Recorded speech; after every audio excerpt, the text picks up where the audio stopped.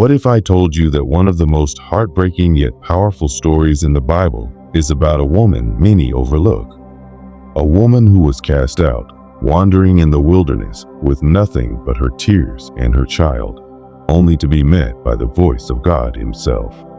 Hagar's story is one of rejection, survival, and divine intervention. But beyond what many know, there are shocking details hidden in Scripture, details that will change how you see her forever. Stay with us as we uncover the untold truth about Hagar. And if you love deep biblical storytelling, make sure to subscribe and join us as we bring the Bible to life. Hagar's story begins in the shadows of another, Abraham and Sarah, a couple chosen by God to birth a great nation. But long before she became a pivotal figure in biblical history, Hagar was simply an Egyptian servant. How she came into Sarah's household is often overlooked, yet it reveals a deeper layer of God's unfolding plan. Many biblical scholars suggest that Hagar was given to Sarah during Abraham's brief stay in Egypt, Genesis 12:10 through 20. When famine forced Abraham to seek refuge there, he made a fateful decision. He told Pharaoh that Sarah was his sister, fearing that her beauty would lead to his death. Pharaoh, thinking Sarah was available, took her into his palace and, in return, showered Abraham with gifts, including livestock, wealth, and servants. It is likely that Hagar was among those given to Sarah at that time. This means that Hagar's life was shaped not by personal choices, but by circumstances outside her control. She had no say in leaving Egypt, no say in serving Sarah, and certainly no say in what would happen next. She was caught between the will of people and the sovereignty of God. Years passed, and Sarah remained barren. This was a painful reality in ancient times, when a woman's worth was often tied to her ability to bear children. Despite God's promise that Abraham would father a great nation, Sarah struggled to believe. She was past childbearing age, and with every year that passed, doubt and desperation grew. Then, Sarah devised a plan, one that was not uncommon in ancient cultures, but would have profound consequences. She offered Hagar to Abraham as a surrogate wife. "The Lord has kept me from having children. Go, sleep with my slave, or perhaps I can build a family through her." Genesis 16:2. This was not a request. Hagar had no choice. In that time, a servant's body belonged to her master. She was forced into a situation where she would bear a child, but not for herself. Any son she birthed would legally belong to Sarah. Yet, once Hagar conceived, the household dynamic changed dramatically. For the first time in her life, Hagar held something Sarah did not: the ability to bear Abraham's child. This pregnancy elevated her status in a way that no one expected. The Bible tells us that Hagar began to despise Sarah, Genesis 16. For perhaps she grew confident, perhaps she looked at Sarah with a sense of superiority, or perhaps, for the first time, she felt seen and valued. But this new dynamic was not tolerated for long. Sarah, furious over Hagar's attitude, retaliated. She dealt so harshly with Hagar that the young servant made a desperate decision. She ran away into the wilderness. Imagine Hagar's state of mind. Pregnant, alone, and with nowhere to go, she found herself wandering the desert, feeling abandoned and hopeless. But what she did not realize was that God was watching. She was about to have an encounter that no woman before her had ever experienced, a direct encounter with the divine. Alone, pregnant, and abandoned, Hagar wandered into the wilderness, her heart pounding with fear. She had fled from Sarah's cruel treatment, but now she faced an even greater danger: survival in the unforgiving desert. With no food, no water, and no destination, she must have wondered if she had made a mistake.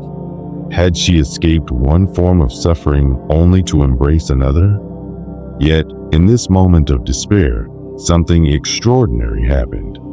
Hagar, an Egyptian servant, a foreigner, a woman with no status or power, was about to experience something no other woman in the Bible had before her. She would come face to face with the living God. As she rested near a spring in the desert, exhausted and hopeless, a voice broke through the silence. "Hagar, slave of Sarai, where have you come from, and where are you going?" Genesis 16:8. It was the angel of the Lord, a mysterious figure that often represents God himself. This was not just any messenger, this was a divine encounter, a moment when heaven reached down to touch earth. Notice something remarkable. The angel calls her by name. Up until this point, no one had addressed Hagar directly in the story. She had been spoken about, used, and mistreated, but God saw her. He acknowledged her existence, her struggle, and her pain. Hagar, still breathless from fear, answered honestly, "I am running away from my mistress Sarai." Genesis 16:8. Her response was simple, yet it revealed a deeper truth. She had nowhere to go. She was an enslaved woman who had just fled her household, which meant she had no legal rights, no home, and no protection. Her situation was hopeless. Then came the unexpected command. "Go back to your mistress and submit to her." Genesis 16:9. For many, this instruction might seem cruel. Why would God send Hagar back to the very place she had just escaped? Yet, what followed was a promise so profound that it would change her life forever. The angel of the Lord declared, "I will increase your descendants so much that they will be too numerous to count." Genesis 16:10. This was no ordinary blessing. This was the same kind of promise God had given Abraham. Up until this moment, God's covenant had been exclusive to Abraham's lineage through Sarah. But now, God was extending his blessing to Hagar's unborn child. Then, the angel revealed something even more shocking. "You are now pregnant, and you will give birth to a son. You shall name him Ishmael, for the Lord has heard your misery." Genesis 16:11. Ishmael, a name that means God hears. This was the first recorded instance in the Bible of God personally naming a child before birth. Ishmael's name was a direct testimony to Hagar's suffering and God's response to it. He had not ignored her pain.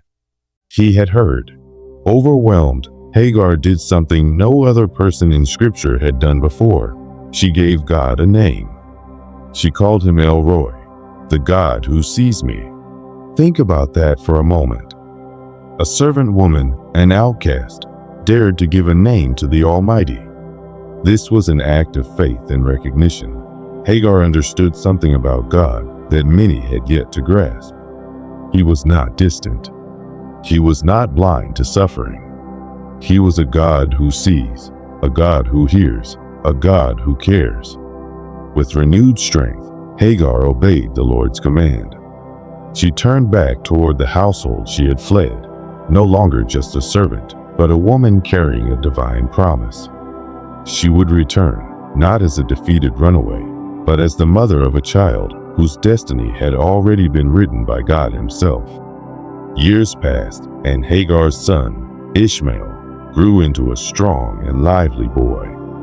Though he was not the child of God's covenant with Abraham, he was still Abraham's firstborn, and by all cultural standards, the heir to his household. Hagar must have watched him with pride, knowing that God himself had promised to make Ishmael into a great nation. But everything changed the day Isaac was born. Sarah, who had once been barren and hopeless, now held her long-awaited son in her arms. The miracle child, the fulfillment of God's promise, had arrived.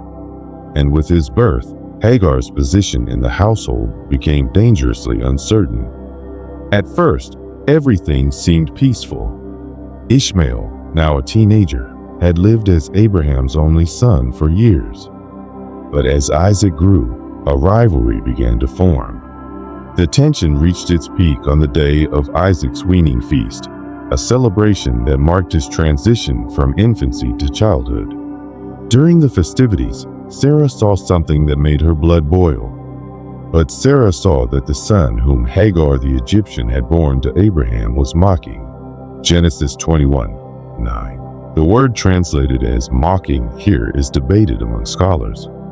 Some suggest that Ishmael was teasing or making fun of Isaac, while others believe it was something more serious, perhaps a challenge to Isaac's position as the heir.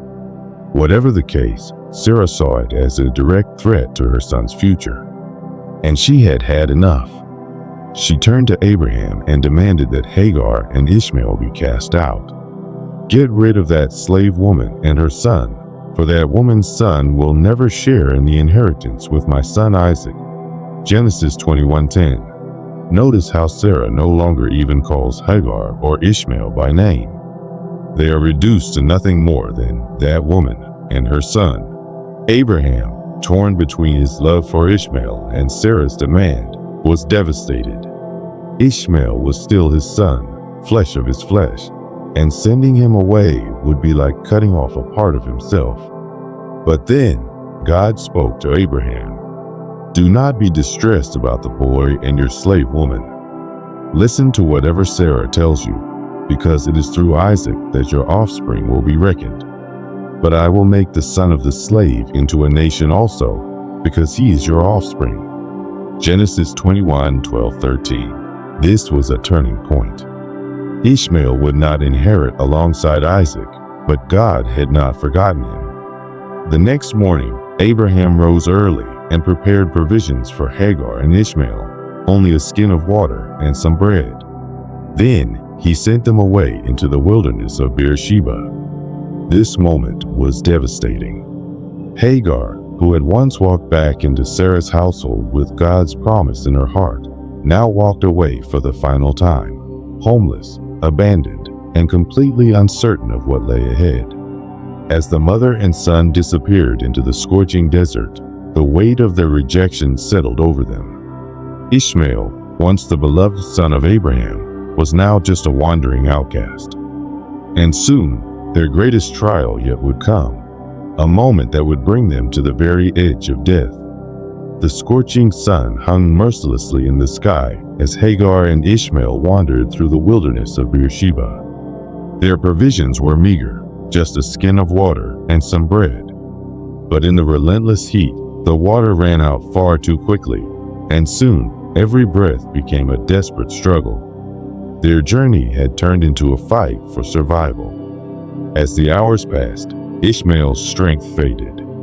His lips cracked from thirst, his steps grew unsteady, and eventually, his body could take no more. He collapsed under the weight of exhaustion and dehydration. Hagar, watching her son suffer, could do nothing to save him. The situation was hopeless. Hagar could not bear to watch Ishmael die.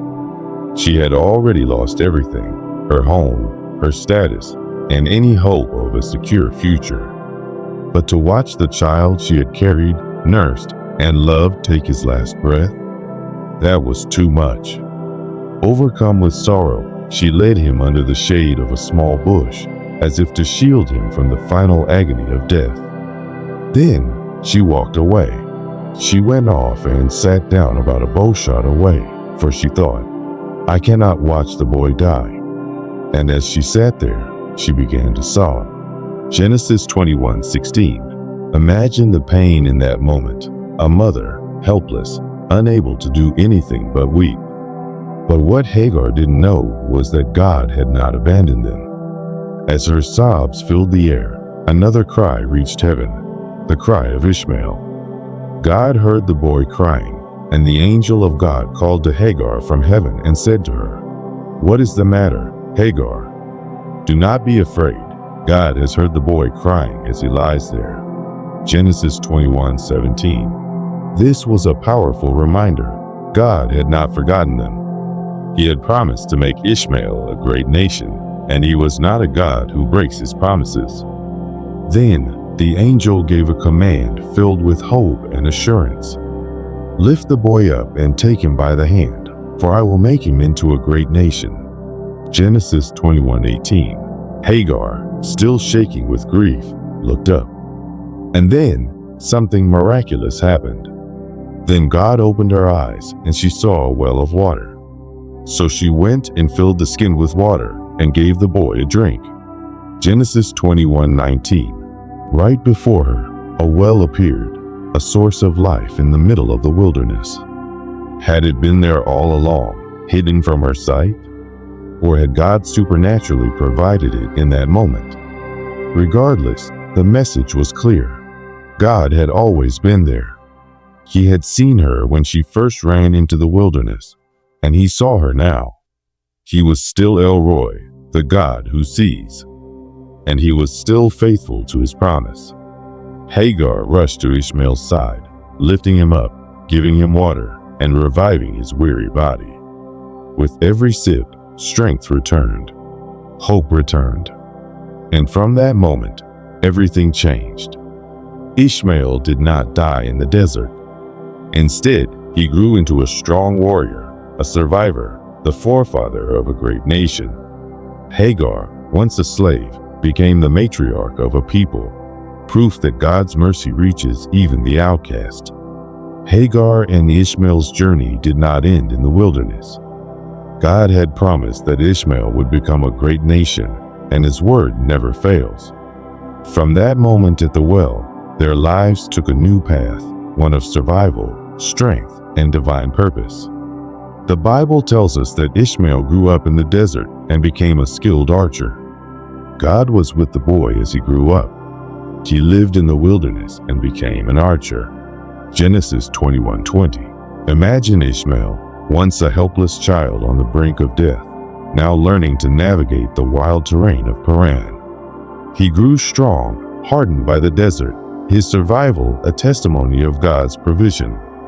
His mother, Hagar, likely played a crucial role in teaching him how to endure, how to adapt, and most importantly, how to trust in the God who had rescued them.